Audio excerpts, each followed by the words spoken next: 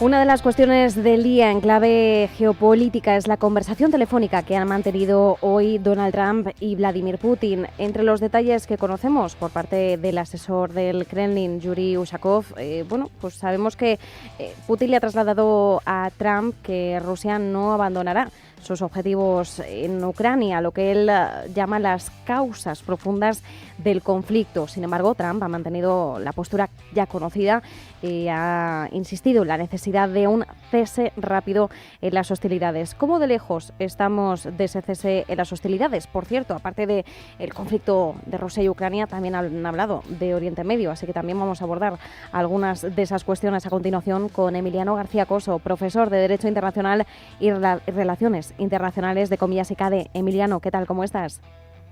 Muy buenas tardes, Marta. Muy bien, muchas gracias. Y felicitaciones por tu incremento de audiencia sustancial y Muchísimas cuantitativo. gracias. Bueno, muchísimas gracias también a ti, porque al final todos nuestros colaboradores, expertos que participáis día a día, además para ayudarnos a entender un poquito mejor la actualidad, formáis parte de este incremento. Así que muchísimas gracias también a ti, Emiliano, siempre es un placer.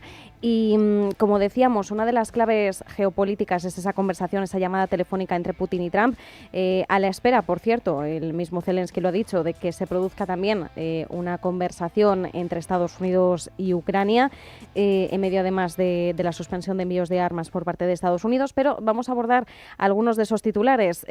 Rusia ha dicho que no va a ceder en los objetivos que persigue en Ucrania y Trump en un papel de mediador que ahora tenemos un poquito bajo cuestión porque no sabemos muy bien cuál es el papel que quiere desempeñar ahora mismo Estados Unidos, ha insistido, ¿no?, en el cese de las hostilidades, pero ¿cómo de cerca estamos de ese cese?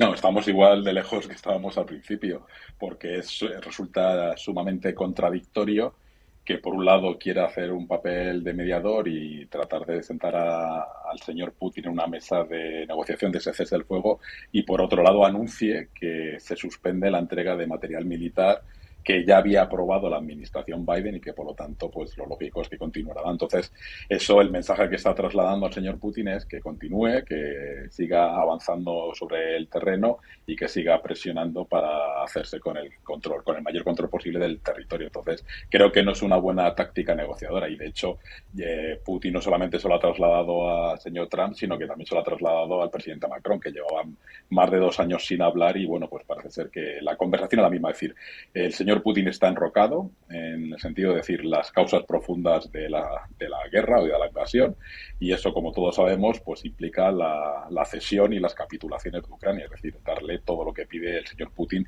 y eso ni Ucrania ni tampoco los europeos no lo podemos permitir. Claro, como decías, está enrocada Rusia en las causas profundas de la guerra y, bueno, en anteriores ocasiones nos hemos mantenido esperanzados de cara a que las dos posturas puedan encontrar puntos en común. Sin embargo, pues como ocurre también en Oriente Medio, hay posturas que son incompatibles entre sí. Seguimos, por tanto, con las mismas incompatibilidades. ¿Hay algún punto dentro de los objetivos de Rusia y dentro de los objetivos de Ucrania donde pudiéramos acercarnos hacia una resolución y no hacia un estancamiento, que es lo que parece más bien que tenemos que plantear de cara al futuro? Si es que todo está en el tejado del señor Putin. Si el señor Putin mostrase una cierta flexibilidad, yo creo que la administración del señor Zelensky ya ha mostrado que, uno, podría negociar el tema de unas elecciones, pero estamos en una situación de guerra, por lo tanto, pues mientras no se termine la guerra, es imposible hacer unas elecciones, que podría llevar a que el señor Zelensky dejase el gobierno y apareciese un nuevo candidato, el alcalde de Kiev, el embajador en Londres de Ucrania, pero esa situación es factible, pero de nuevo está en manos del señor Putin. La entrada en la OTAN creo que se puede descartar y creo que incluso el propio gobierno ucraniano estaría dispuesto, puesto que como tiene sus acuerdos bilaterales de defensa, pues no tiene ninguna necesidad de ser formalmente miembro de la OTAN. Y luego la cuestión más importante es que el señor Putin pues no quiere renunciar ni a los territorios ya conquistados ni a Crimea. Entonces, el señor Zelensky o el gobierno ucraniano podría aceptar una especie de autonomía o independencia sobre los territorios ya conquistados, incluida la propia Crimea, pero para eso hay que sentarse y ver ese régimen de autonomía que tendría como, como digamos, cinturón de seguridad para la amenaza securitaria que el señor Putin siempre alega respecto a Europa y respecto a la OTAN. Aunque es difícil hablar de cuestiones lógicas cuando estamos hablando de un conflicto armado, de una guerra que no solo es diplomática, sino que transcurre en el frente, ¿no sería lo más lógico atajar el principal punto de fricción, que es la cuestión territorial, de cara a conseguir al menos un alto el fuego que diera pie, por tanto, también a abrir el escenario de otro tipo de concesiones, propuestas, véase, celebración de elecciones en Ucrania bajo un marco de seguridad y no guerra? Y bueno, lo de la OTAN, enseguida te pregunto también por la Unión Europea, por cierto, pero bueno, lo de la OTAN parece que es algo que ya, sin ser algo formal, está más que claro que ya hay una concesión por parte de Ucrania en ese sentido.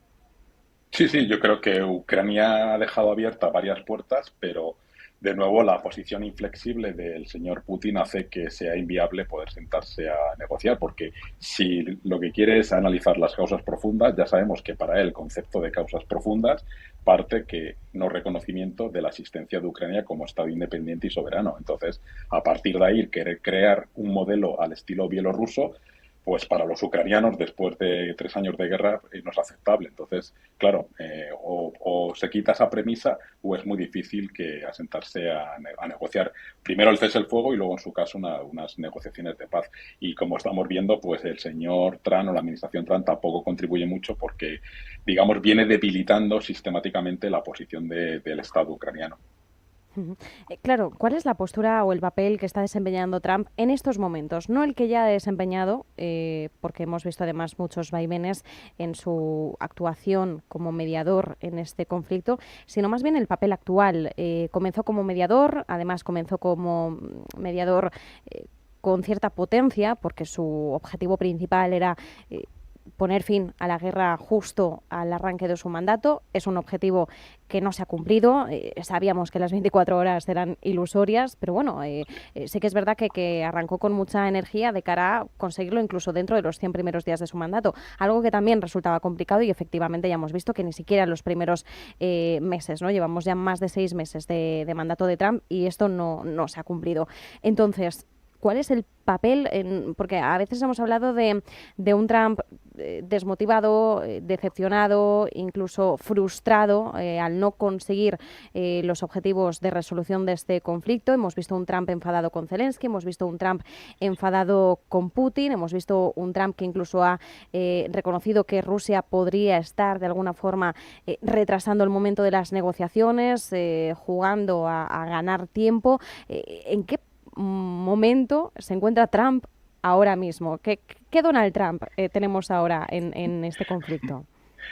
Eso es muy difícil de adivinar o de afirmar, porque como cambia de criterio sistemáticamente, pues dependerá del día en que le cojamos la información que haya tenido de última hora. Pero básicamente yo creo que está muy perdido. Es decir, creo que él parte de una ilusión de su amistad, relación personal con el señor Putin y que eso puede ejercer una cierta influencia sobre el señor Putin, pero lo que nos ha demostrado los hechos y lo que decimos todos los que estamos alrededor como observadores o analistas de esta situación es que el señor Putin lo único que quiere es ganar tiempo, pero ganar tiempo para seguir ganando territorio y por lo tanto llegar a un extremo de forzar la salida del señor Zelensky y que Ucrania renuncie pues a casi más del 15% de su territorio soberano. Entonces es muy difícil. Él no tiene muy claro, o sus asesores no tienen muy claro, que si debe cambiar y dar marcha atrás a la posición y apoyarlo, y de hecho, pues, que ayer anunciara que iba a retirar esa ayuda que te había prometido la administración Biden, pues lo único que le da es alas a la administración de Putin para decir que, bueno, que mientras más aguante en el conflicto, más concesiones obtendrá, e incluso que llegará un momento en que el señor Trump se canse y, como han avisado él, su vicepresidente y su secretario de Defensa, pues abandone cualquier tipo de mediación y cualquier tipo de asistencia y de ayuda, es decir, que se los opcione Europa, Ucrania y, en su caso, Rusia. Ujú. Por cierto, antes mencionábamos el tema de la adhesión de Ucrania a la OTAN. Hay otra cuestión, que es la adhesión de Ucrania a la Unión Europea. Incluso en estas últimas semanas, algún miembro del Kremlin ha dicho que ni siquiera debería plantearse la opción de que Ucrania ingresara en la Unión Europea. Bueno, esto es una decisión que corresponde al bloque comunitario y a nadie más, pero no sé, Emiliano, hasta qué punto también este asunto podría formar parte de unas futuras supuestas y no sabemos si posibles negociaciones. ¿Hasta qué punto Rusia también podría solicitar esta petición como petición clave de cara a un cese del conflicto? Es que cuanto más posición de fuerza tenga el gobierno ruso, más exigencias va a establecer. ¿Cuál es la situación? Que la presidenta de la Comisión Europea, von der Leyen, y la mayor parte de los países, a excepción de Hungría, que aunque se requiere la unanimidad, ya han garantizado, entre comillas, porque en la política comunitaria nunca se sabe del todo ese lenguaje diplomático que utilizan, que en el 2030 Ucrania entrará, es decir, se va a utilizar una vía acelerada de adhesión de Ucrania y en su caso también de Moldavia. Entonces yo me imagino que en esa idea del gobierno ruso de no tener un Estado soberano e independiente que tome decisiones, pues me imagino que tratará de presionar. Pero como muy bien has señalado, no es una decisión del gobierno ruso y los europeos que seguimos con el apoyo a Ucrania, vamos, estoy seguro que a excepción de Hungría y quizás Eslovaquia, el resto de países van a estar a favor de esa entrada en el año 2030. ¿Cuál es el problema que nos encontramos? Que para esa adhesión real y efectiva se requiere la unanimidad de los 27 Estados miembros. Entonces, pues a ver qué hace nuestro querido amigo Orbán. Por cierto, mientras tanto, Mette Frederiksen, la presidenta danesa, primera ministra danesa, ahora es presidenta rotativa del Consejo de la Unión Europea. Zelensky ha intervenido junto con ella en esa apertura y junto con Ursula von der Leyen, la presidenta de la Comisión Europea. Zelensky ha dicho que espera poder hablar en algún punto con Donald Trump, además en el marco de estas conversaciones que ha tenido Trump con Putin, y hablar sobre la suspensión de los envíos de armas de Estados Unidos. No sabemos muy bien si se van a producir esas conversaciones. En el caso de que así sea, más de lo mismo. ¿Qué tipo de postura podemos esperar por parte de la administración Trump? Que sabemos que desde que arrancó el segundo mandato de Trump, pues se ha producido una ruptura clara respecto a la administración anterior en algunos asuntos clave y en especial en el asunto de apoyo a Ucrania en el marco de esta guerra. ¿Qué podemos esperar como respuesta por parte de la administración? Lo más preocupante es que haya tomado la decisión de suspender la entrega de material militar que había aprobado el Congreso de Estados Unidos bajo la administración de Biden, porque eso es arrojarse competencias que no tiene. Pero bueno, como su gobierno se caracteriza por adoptar decretos presidenciales que lleva más de 400 ya aprobados y con el beneplácito del Tribunal Supremo, pues supongo que no habrá ningún impedimento legal o judicial para que efectivamente, tomada la decisión de suspenderle, no se prorrogue esa asistencia. Y ahí ya pues no nos queda más remedio que lo que llevamos haciendo los europeos, que es tratar de suplir la medida de lo posible, aunque con las limitaciones propias de la Unión Europea, la contribución de la asistencia militar y también, la más importante, la contribución en materia de inteligencia, que es una de las claves de ese apoyo estadounidense, no solamente la parte de materiales, sino también de asistencia en inteligencia respecto a los movimientos y el espacio aéreo ucraniano. Entonces, bueno, se presenta un momento difícil y la Unión Europea o los países europeos, miembros de la OTAN, pues es la única opción de salvación que tiene Ucrania si esto sigue así. Por cierto, cambiando de tercio, sabemos que Trump y Putin también han hablado de Oriente Medio, aunque no conocemos detalles sobre esa conversación ni lo que se han podido trasladar el uno al otro, pero sí es cierto que estamos pendientes de que se produzca o no un alto el fuego en la Franja de Gaza, una propuesta de Estados Unidos de cese de las hostilidades de 60 días. Lo último que sabemos es que jamás se ha mostrado inclinado a aceptar esta propuesta. Israel a priori también. ¿En qué marco nos moveríamos si efectivamente saliera adelante? Yo creo que quizás el lunes se anuncie, con la visita de Netanyahu a Washington, se anuncie, digamos, que el gobierno de Israel acepta el cese el fuego de 60 días propuesto por la administración Trump y que, sin esperar la confirmación ni por parte de Hamas ni por parte del gobierno de Netanyahu, ya anunció en X el propio Trump. ¿Qué es lo que ocurre? Que, como estamos viendo ya en los medios israelíes, dos de los ministros, los famosos Smotrich y Ben-Gvir, ya han dicho que no están dispuestos, o sea, que con sus votos pues pueden llevar a cabo una salida del gobierno y tratar de boicotear y que se tengan que convocar elecciones, cosa que Netanyahu no se puede permitir. A pesar de eso, a Netanyahu se le ha ofrecido los votos de la PIR, el líder de la oposición, los 23 diputados que tiene en el Knesset el principal partido de la oposición. Entonces, ahí hay un complicado equilibrio interno que hace que existan ciertas dudas sobre si finalmente se va a aceptar ese cese el fuego por 60 días, principalmente buscando la entrega de los rehenes que sigan vivos y de los fallecidos, y de los cuerpos o los cadáveres de los fallecidos en manos de Hamas. ¿Cuál es el otro problema? Que las operaciones siguen realizándose tanto en Gaza, a día de hoy, como en el caso de Cisjordania, donde cada vez son más activas las operaciones militares en Cisjordania. Entonces, el panorama no está muy positivo. Bueno, sería un gran éxito lograr ese cese el fuego, que ya tuvimos uno, pero la situación interna política de Netanyahu al interior de Israel hace más complicado que esto tenga vistos o visos de que prospere más allá de esos 60 días. Ujú. Claro, difícil que prospere, que es el siguiente paso. Es decir, si efectivamente se anuncia ese alto el fuego de 60 días, claro, tenemos 60 días de cierto respiro, hay que entrecomillarlo, entiéndase, porque también hay que poder verificar que se está cumpliendo con ese alto el fuego y en ocasiones pasadas, por experiencias recientes, ya hemos visto que, bueno, que es algo que puede llevar unos días. Hay siempre acusaciones cruzadas que hacen difícil hacer un seguimiento y verificar ese cumplimiento por ambas partes.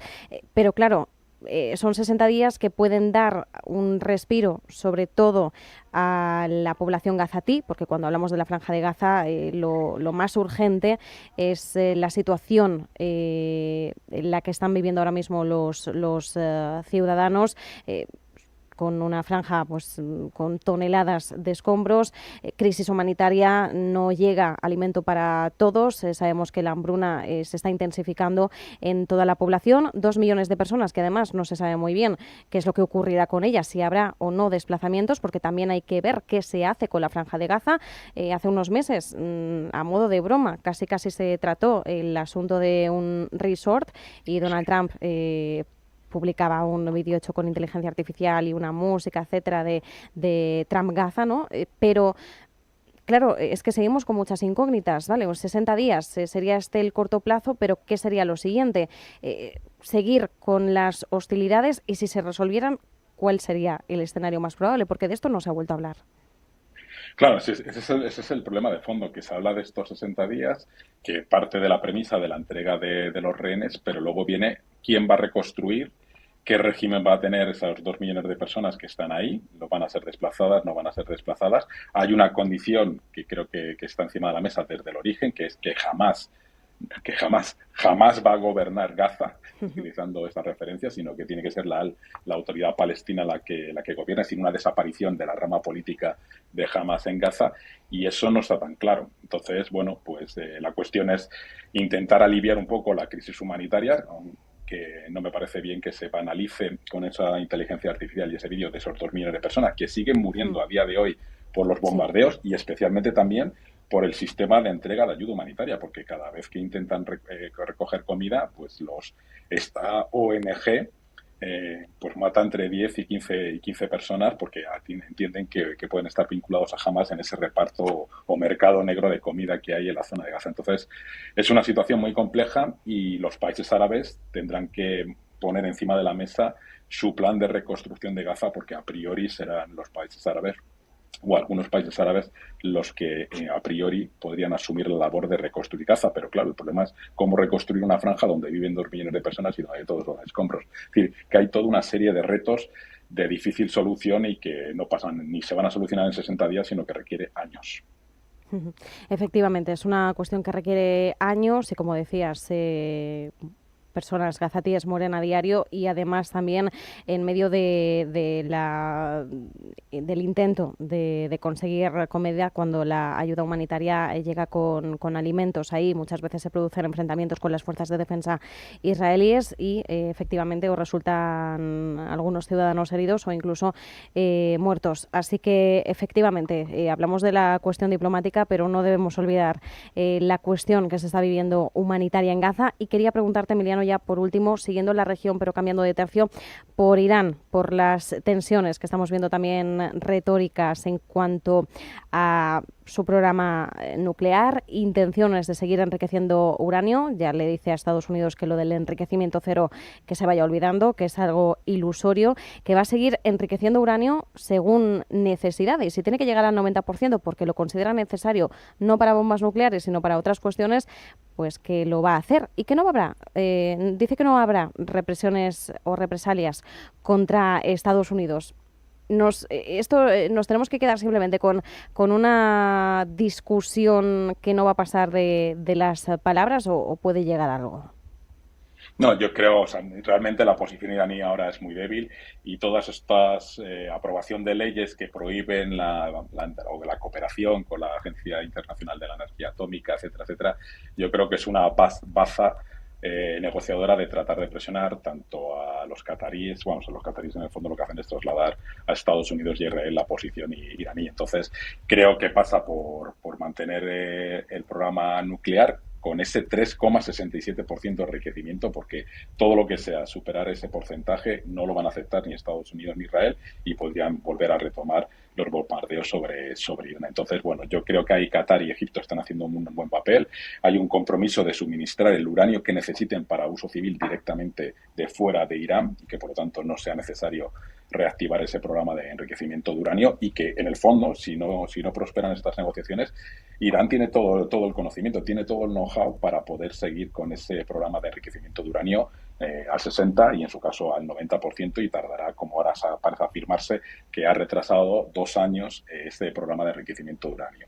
Bueno, pues habrá que ver ahora las negociaciones que creo que pueden dar sus frutos y sobre todo porque Irán está en una posición mucho más débil y creo que bueno pues tiene que demostrar internamente cierta fortaleza, pero externamente creo que pueden aceptar las condiciones de volver a cooperar con la Agencia Europea, la Agencia Internacional de la Energía Atómica. Pues nos quedamos con esa lectura, con ese análisis. Emiliano García Coso, profesor de Derecho Internacional y Relaciones Internacionales de Comillas ICADE. Muchísimas gracias, como siempre. Muchas gracias. Buenas tardes. Mensaje de Marga para sus jefes.